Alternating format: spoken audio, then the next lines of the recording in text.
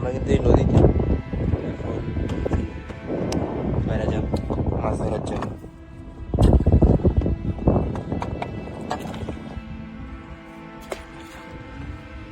দেখি মাতলায় আজ কি মাছ বাঁধে। ও জাল কত সময় পর টানবো?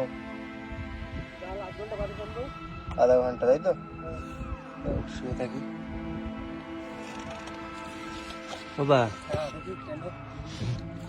বাদ দে। এই দেখো শুরু হয়ে গেছে বাঁধা।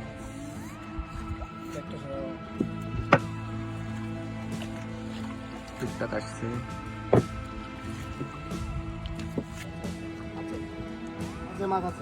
মাছ থাকবে তো, মাছ থাকবে। নয়নজলি